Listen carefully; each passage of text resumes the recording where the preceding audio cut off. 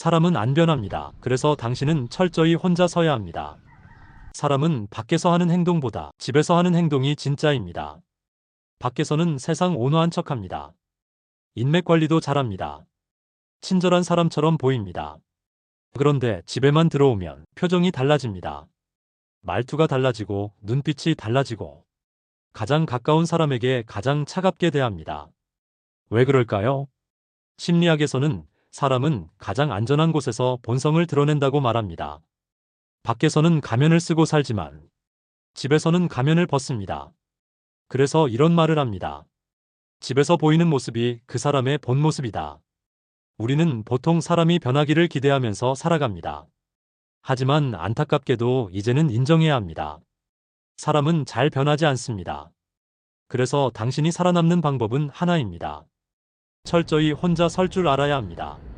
세상에서 가장 힘든 관계가 어떤 관계인지 아십니까? 끊을 수 없는 관계입니다. 특히 가족입니다. 직장 동료라면 멀어질 수도 있습니다. 친구라면 연락을 끊을 수도 있습니다. 하지만 가족은 다릅니다.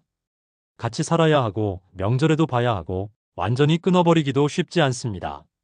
그런데 만약 그 가족 안에서 빈번하게 정서적인 무시를 당하고 잔정은 하나 없고 심지어 남의 편까지 들면서 당신을 고립시키는 사람이 있다면 그건 정말 마음이 무너지는 경험입니다. 왜냐하면 사람은 원래 가장 가까운 사람에게 인정받고 싶어하는 존재이기 때문입니다. 심리학에서는 이런 상황을 정서적 방임, 정서적 무시라고 말합니다. 상대는 때리지도 않습니다. 욕을 하지 않을 수도 있습니다. 하지만 당신의 감정을 무시하고 당신의 말을 가볍게 여기고 당신이 상처받는 상황에서도 아무렇지 않게 행동합니다. 겉으로 보면 별일 아닌 것 같지만 이런 관계 속에서 오래 살면 피해자인 상대방은 서서히 무너집니다. 자존감이 떨어지고 자기의심이 생기고 내가 이상한 건가? 라는 생각까지 하게 됩니다. 이게 바로 정서적 학대의 특징입니다. 가해자의 심리. 그렇다면 이런 사람들은 왜 이렇게 행동할까요? 심리학에서는 몇 가지 특징이 있다고 말합니다. 첫 번째, 이런 사람들은 공감 능력이 약합니다. 다른 사람의 감정을 깊이 이해하지 못합니다. 이해할 정서적인 여유가 아예 없다고 할까요?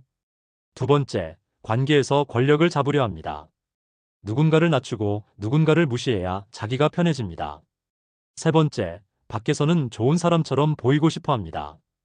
그래서 밖에서는 굉장히 친절합니다. 하지만 집에서는 억눌렸던 본성이 나옵니다. 철학자 쇼펜하우어는 이렇게 말했습니다. 사람은 가까워질수록 본성을 숨기지 않는다. 그런데 피해자가 가장 많이 하는 착각은 바로 이것입니다. 언젠가는 변하겠지. 많은 사람들이 이 기대 때문에 참고 다시 버티며 살아갑니다. 내가 더 잘하면, 내가 더 참으면, 내가 더 이해하면 언젠가는 저 사람이 변하겠지. 하지만 현실은 다릅니다. 지금까지 변하던가요? 사람의 성격은 40대, 50대가 되면 이미 굳어있는 경우가 많습니다. 그래서 심리학자들도 이런 말을 합니다. 사람은 특별한 계기가 없는 한 변하지 않는다. 그래서 필요한 전략. 여기서 중요한 것은 상대를 바꾸는 것이 아닙니다. 자신을 지키는 것입니다. 상대를 바꾸려고 하면 평생 싸우게 됩니다.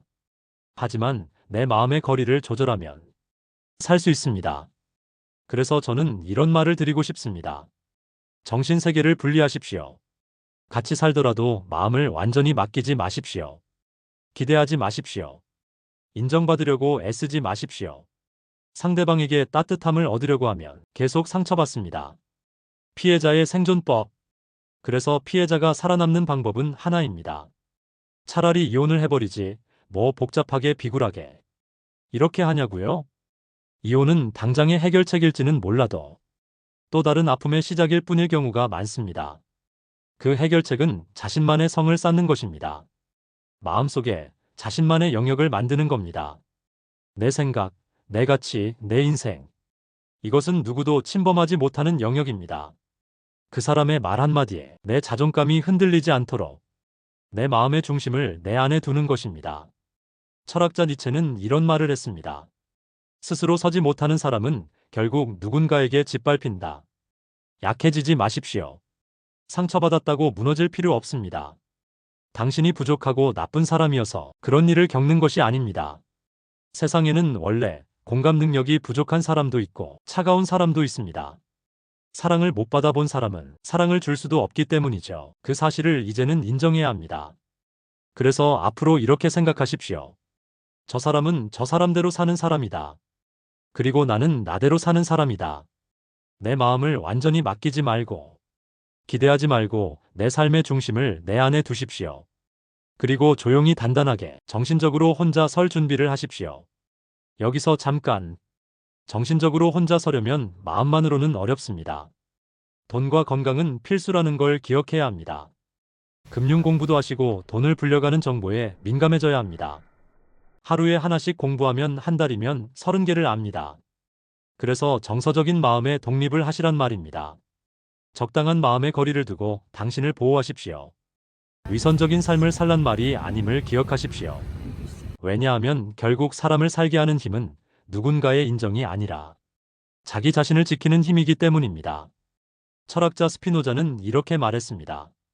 타인을 바꾸려 하지 말고 그를 이해한 뒤 거리를 조절하라. 어쩌면 그게 인생에서 가장 지혜로운 생존 방법일지도 모릅니다. 사람은 안 변합니다. 그래서 당신은 더 강해져야 합니다. 기대하지 말고 마음의 거리를 두고 조용히 당신 인생을 단단하게 세우십시오. 당신은 생각보다 훨씬 강한 사람입니다.